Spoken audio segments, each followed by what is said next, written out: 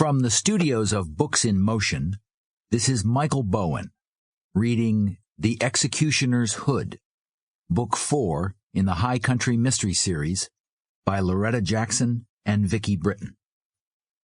Now let's begin with The Executioner's Hood, Chapter 1. Judge Phil Grayson sat slumped back in the desk chair, as if catching a moment's repose from some arduous task.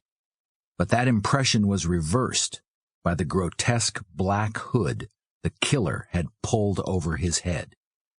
The sight of such horrible vengeance, taken in broad daylight in the judge's smart brick home just outside of Durmont, caused Sheriff Jeff McQuede to stop and draw in his breath.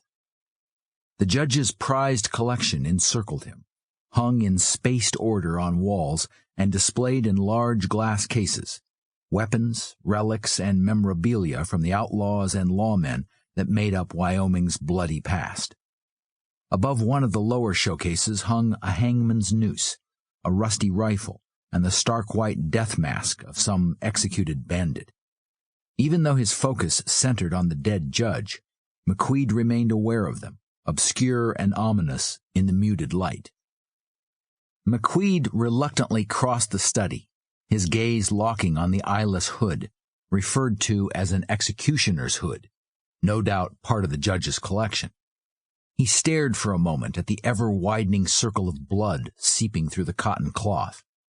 Careful not to destroy fingerprints, as if there would be any, McQuede grasped the peaked top and slowly lifted it. The judge's broad face, head braced against the chair back, eyes closed, still managed to look as forceful and powerful as he had in life.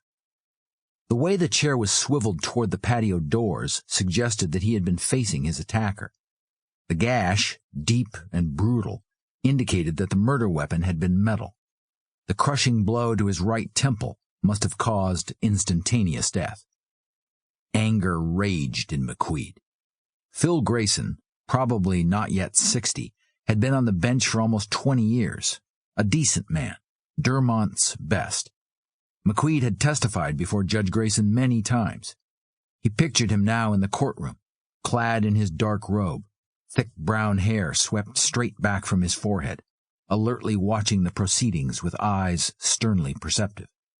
His unwavering stare had been capable of inspiring terror in those who had information to conceal, and often even in those who didn't. People considered that those eyes of his could see through to their darkest sins, but they also knew that as a judge he was often lenient and always fair. McQuede heard footsteps and turned toward the door. His team from the office had arrived, his deputy, Sid Carlisle, the first to enter. His steps drew to a faltering halt, the same way McQuede's had. "What a tragedy," Sid muttered under his breath. "What a sad ending for such a good man." After giving instructions to his men, McQuede stepped away from the desk, not to regard his deputy, but to closely assess the displays. Curious that such an equitable judge as Grayson would gather around him cold, ugly reminders of law and justice gone awry. In the mirrored background of the largest display case, McQuede met Sid's somber gaze.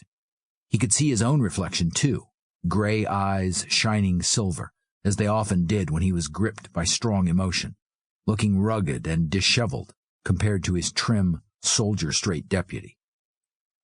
Either Grayson interrupted a robbery in progress, or, since he was a judge, we could be dealing with an act of vengeance.